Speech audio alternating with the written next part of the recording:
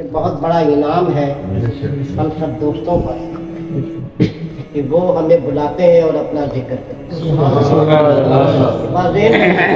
مرضی کے بغیر کوئی ذکر نہیں ہو سکتا۔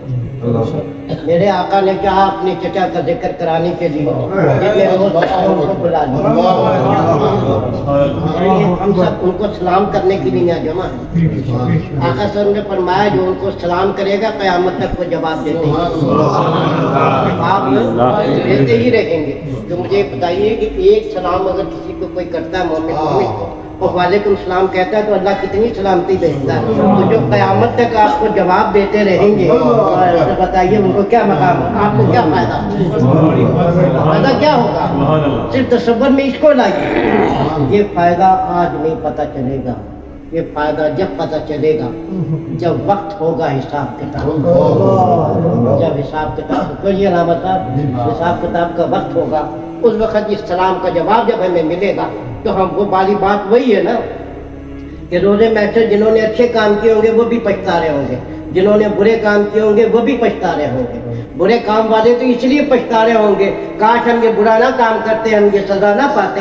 اچھے کام والوں کو جب اللہ انعام سے نوازے گا تو کہیں گے کاش ہم اس سے زیادہ اچھا کام کرتے، بڑا انعام پاتے۔ پچھتا دونوں رہے۔ تو بات یہ اس وقت پہ جو پچھتانے کا وقت ہے وہ اس وقت یہ سلام کام آئے گا دوستوں، اس لیے کہ ان کا وعلیکم السلام ہمیں کہنا جو ہے ہمارے لیے بہت بڑا اعزاز بھی ہے، بہت بڑا انعام بھی ہے، اور ہمارے نامہ اعمال میں ایک خوبصورت اضافہ بھی ہے۔ دوست علامہ صاحب نے بہت خوبصورت انداز میں حاضری لگائی۔ میں عرض کرتا چلوں انہوں نے دو نسبتوں کا ذکر کیا۔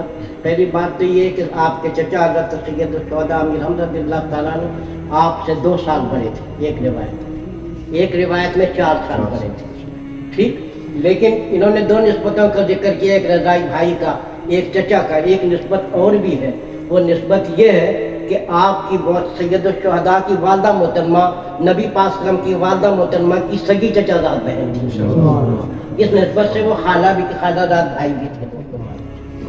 بہرحال دوستو بات یہ ہے کہ بہت مختصر انداز میں کرتا چلوں کہ آپ جب شکار سے واپس آئے تو آپ کا طریقہ کار یہ تھا کہ آپ بغیر طواف کیے اپنے گھر نہیں جائے گا، شکار سے تشریف لائے۔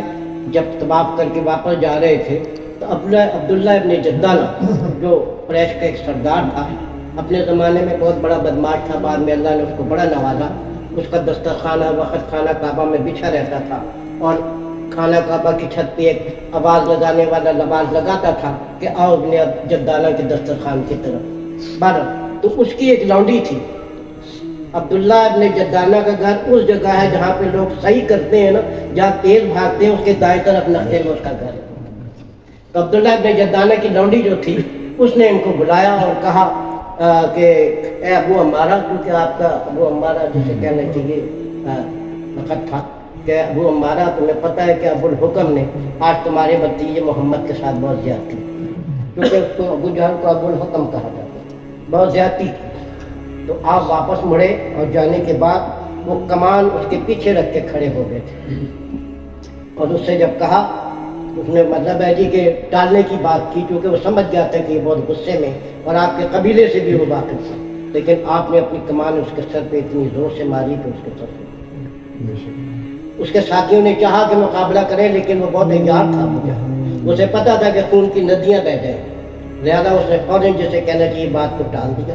کچھ لوگوں نے بیچ بچاؤ کرا دیا۔ آپ نے فرمایا سن کہ میں محمد جس خدا کے دین لے کر آئے ہیں میں اعلان کرتا ہوں کہ میں اس دین میں داخل ہوں۔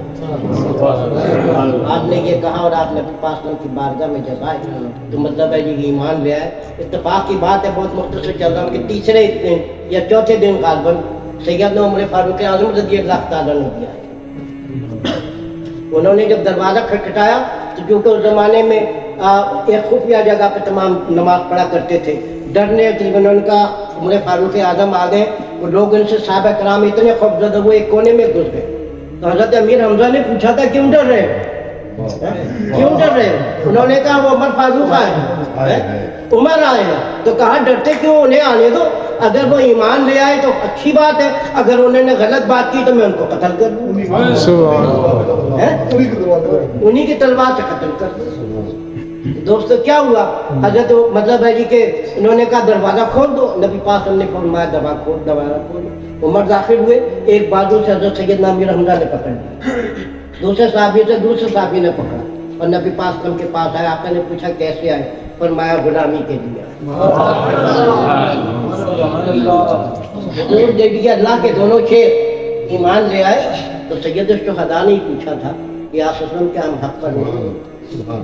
यही है ना कि हम हक पर नहीं है, तो हम हक पर हैं। तो फरमाया फिर हम छुप छुप के नमाज पढ़ते। फिर 202 रौ में मुसलमान खाना काबा की तरफ रवाना हुए। एक की सरपरस्ती या एक की क़यादत सैयद शुहदा फरमा रहे थे, दूसरे की क़यादत हज़रत उमर फारूक आज़म फरमा रहे थे। दोस्तों बात ये इस शान से वो दाखिल हुए कि तमाम कुफ़ार कुरैश का जो गाना मुँह काना, उन्होंने अल्लाह ज़ैलान वहाँ पर नमाज शुरू कर दी। दोस्तों ये अल्लाह के शेरों की बात है, उनकी शान है। उनकी शहादत को बयान करना बड़ा मुश्किल काम है, बहुत ही अज़ियतनाक दोस्तों मतलब है जी कि ये पहलू। दोस्तों बात यह है कि जिस वक्त जंग बदर में कुफ़ार को बड़ी बुरी तरीके से शिकस्त हुई, उस वक्त से उन्होंने बदला लेने के बारे में प्लानिंग शुरू कर दी, प्लानिंग शुरू कर दी। और वो माल जिसको रोकने के लिए जंग हुई थी, वो माल के बारे में सुफियान के ज़माने में वो ईमान नहीं लाए थे। सुफियान के पास लोग गए थे, अबू जहल का बेटा भी गया था। उन्होंने कहा था जी कि इस माल को जो है फरोख्त किया जाए, इसका नफ़ा जो है हमें दिया जाए ताकि हम जंगी साजो सामान खरीदें और मतलब है मुसलमानों से बदल आए। तो दोस्तों फिर उससे जंगी सामान खरीदा गया, बहुत मुख्तसर अंदाज में चल रहा सामान खरीदा गया और मतलब जंग की तैयारी की गई। और जैसे कहना चाहिए कि वहाँ की तैयारी की सारी इत्तला हज़रत अब्बास ने एक खत के ज़रिए नबी पाक सल्लल्लाहु अलैहि वसल्लम को पहुँचाई। फिर आका सल्लल्लाहु अलैहि वसल्लम ने उस वक्त सबको जमा किया था। आका सल्लल्लाहु अलैहि वसल्लम की मर्ज़ी ये थी कि हम तमाम लोग मदीना शहर में रहें, अपने इर्द गिर्द एक हिसाब बना लें। अगर वो बाहर बैठ के वापस चले जाए तो ठीक है, अगर हम पे हमला करें तो हम उन्हें कुचल दें। लेकिन वो लोग जो जंग बदर में शरीक नहीं हुए थे, उनका ख्याल ये था कि हमें मौका नहीं मिला बहादुरी दिखाने का, मतलब मुकाबले का, ज़्यादा हमें ये मौका मिलना चाहिए, हमें वहाँ खुले मैदान में जाके जंग करनी चाहिए। दोस्तों बड़ी लंबी दास्तान है। किस्सा मुख्तसर ये कि जब ये फैसला हो गया, नबी पाक सल्लल्लाहु अलैहि वसल्लम अंदर गए, आप अपने जंगी लिबास पहन के आए। उस वक्त उन लोगों को एहसास हुआ, उन्होंने कहा इजाज़त आ जाए। उस वक्त एहसास हुआ कि हमसे गलती हो गई है, गलती हो गई है। तो उन्होंने कहा नबी पाक सल्लल्लाहु अलैहि वसल्लम से आप सही कहते थे, हम आपकी बात मानने पर तैयार हैं। लेकिन दोस्तों हुआ ये, आका सल्लल्लाहु अलैहि वसल्लम ने फरमाया कि याद रखो, नबी एक दफ़ा जब जंगी लिबास पहन ले तो वो उस वक्त तक नहीं उतारता जब तक जिसे कहना चाहिए कि मतलब कुफ़ार और उसके दरमियान कोई फैसला ना हो। इस तरीके से जंग का मौका आया दोस्तों। बड़ी जंग की बड़ी दर्दनाक दास्तान है दोस्तों। अभी अलामा साहब ने सब बताया कि मतलब है कि हिंदा ने और मतलब एक और था शख्स, उसने काफिर ने तैयार किया हुआ था सबके गुलाम को। तो आप ये बैठा था, आपने दो तलवारों से जंग लड़ी थी, दोनों हाथ में एक एक तलवार, और 31 बंदों को उन्होंने शहीद, 31 को जब शहीद कर दिया तो उस वक्त एक और आखिर में था एक शख्स है इब्न उज़ा है, 31 बंदों को जी मैं भी यही कह रहा हूँ, सॉरी माजरत है, मतलब क्या गया 31 बंदों को वासिल जहन्नम किया, माजरत चाहता हूँ जवानी में क्या गया। तो मैं ये कर रहा था कि आखिरी शख्स वो था, मतलब इब्न उज़ा जो था वो, मतलब है जी कि आपने उसको कहा सामने आता कि मैं तुझसे मुकाबला करूं। उसकी माँ जो थी वो खतने किया करती थी, वो उन्होंने आपने कहा इधर आ, आधा तनासुल काटने वाले की औलाद, और ये कह के जब वो आया तो आपने उसका सर जो था वो फट। ये वो लम्हा था कि आप जख्मी हुए, आप झुके। एक रिवायत में है कि आप अपनी ज़रा ठीक नहीं करने के लिए झुके, एक रिवायत में है कि आप उसके ज़रा उतारने के लिए झुके। उस वक्त जिसे कहना चाहिए वो जो हब्शी गुलाम था, उसने नेज़ा ताक कर मारा और वो आपकी नाक में दाखिल, जब नाक में दाखिल हुआ तो आप जो थे जिसे कहने चाहिए बेबस हो गए, और आप जो थे अल्लाह तबारक व तआला की बारगाह में आ गए। लेकिन उसके साथ साथ हिंदा और दूसरी औरतें जिस मकसद से मौजूद थी पहाड़ी पर, वो आई, उन्होंने आपके जिस्म को छीना। हिंदा ने आपका कलेजा निकाल कर चबाया, वो निगल नहीं सका। आपके कान नाक काटे, उसके बुंदे बनाए, उसका हार बनाया। दोस्तों इस तरीके से वो हब्शी था, उसको बना के दिया। आपके गोश्त काट काट के पाजेब बना के पाँव में चादरें बना دوستوں اور آپ کی صورتحال ایسی تھی کہ آپ کے جرد خاکی کو پہچانا نہیں جا سکتا. آپ کی ہمشیرہ سیدہ صفیہ نے صرف آپ کے ناخنوں سے آپ کو پہچانا. دوستوں آقا صلی اللہ علیہ وسلم کبھی ہچکیوں سے نہیں روئے. تاریخ میں کیا خیال ہے؟ ایسے ہی ہچکیوں سے نہیں روئے. یہ وہ لمحہ تھا کہ آقا صلی اللہ علیہ وسلم ہچکیوں سے روئے، ہچکیوں سے روئے. اور پھر دوستوں جب تدفین کا وقت آیا جو بڑا دردناک منظر، ایک ہی چادر تھی، اگر سر کی طرف لے جاتے تھے اسے تو پاؤں لگے، اگر پاؤں کی طرف لاتے تھے تو سر. تو دوستوں آخر میں آقا صلی اللہ علیہ وسلم نے فیصلہ فرمایا کہ چادر کو منہ کی طرف کر دو اور پاؤں پر گھاس کو. آج ہم بڑے نخروں سے جسے کہنا چاہیے کفن کا انتظام کرتے ہیں. دوستوں جو انہوں نے قربانیاں دی آج ہم اس کا پھل کھا رہے ہیں. آج یہ جو کچھ ہے ان کی قربانیوں کی وجہ سے. پہلے فیصلہ ہو یہ قبر میں کئی ایک کو مطلب ہے کہ دفن کیا، لیکن اس کے بعد پھر ایک روایت میں ہے کہ سب کو علیحدہ علیحدہ دفن کیا. دوستوں کتنی مطلب ہے جی کہ شہداء کے جسموں کو جسے کہنا چاہیے انہوں نے نوچا اور ٹکڑے ٹکڑے کیا. آقا صلی اللہ علیہ وسلم اس عمل سے اتنے پریشان تھے کہ آپ نے کہا کہ میں آئندہ کسی جنگ میں جب ان کے لوگ مجھے ملیں گے میں ان کے ساتھ ایسے ہی سلوک کروں گا. لیکن میرے رب نے صبر کی تربیت فرمائی، آیات نازل ہوئے کہ صبر کرنا، صبر کرنے والا جو ہے زیادہ جنت. تو دوستوں بات اصل میں یہ، اور پھر میں اس کرتا چلوں کہ ایک بات نبی پاک صلی اللہ علیہ وسلم آپ کی تربت مبارکہ پہ ہمیشہ جاتے رہے، ہمیشہ جاتے رہے. آخری مرتبہ جب گئے تھے تو آپ نے وہاں نوافل بھی ادا فرمائے، کیونکہ حضرت ایسے ہی ہے. اور سیدہ جو تھی وہ آپ تشریف وہاں لے جاتی تھی، وہاں پہ صفائی کرتی تھی اپنے پیارے ہاتھوں سے، اس کی لپائی کرتی تھی تربت، اور پھر وہاں نفل پڑھتی تھی. اور دوستوں اس سے یہ ثابت ہے کہ اکابر کے مزارات پہ حاضری لگانا اہل بیت کی سنت، میرے آقا کی سنت، میرے آقا کی سنت. وہاں پہ نوافل پڑھ کے نظر پیش کرنا میرے آقا کی سنت.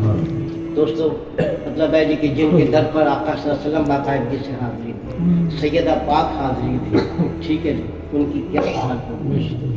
آج بھی جیسے کہنا چاہیے جو لوگ وہاں جاتے ہیں جب نزدیک کھڑے ہوں تو انہیں جنت کی خوشبو آتی ہے، جنت کی خوشبو آتی ہے. آج کی اگر کوئی ایک بات آپ کو بتاتا چلوں کہ بہت سے لوگ کہتے ہیں جی کہ نہیں آتی، تو اس کا میں ایک دفعہ پہلے اس بات کا جواب دے چکا ہوں. آقا صلی اللہ علیہ وسلم کی حدیث مبارکہ ہے کہ مطلب ہے جی کہ جنتی کو، مطلب جنتی کی خوشبو جنتی کو آتی ہے، جنتی کو نہیں آتی.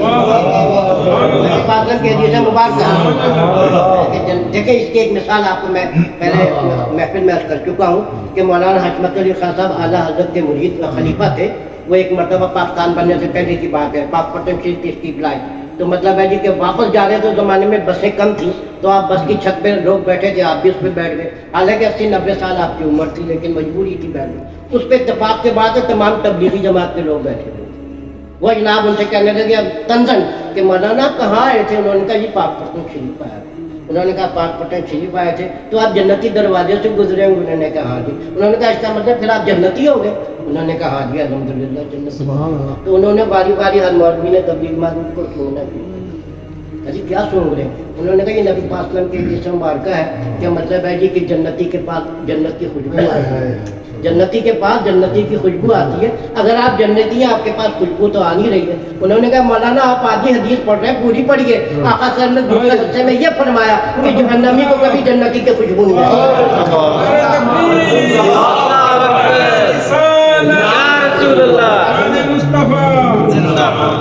میرے دوستوں. بات اصل میں یہ ہے کہ اگر کوئی یہ کہتا ہے کہ وہاں جا کے سید الشہداء کے مزار سے جنت کی خوشبو نہیں آتی تو وہ اپنے اس کا اپنا چشمہ.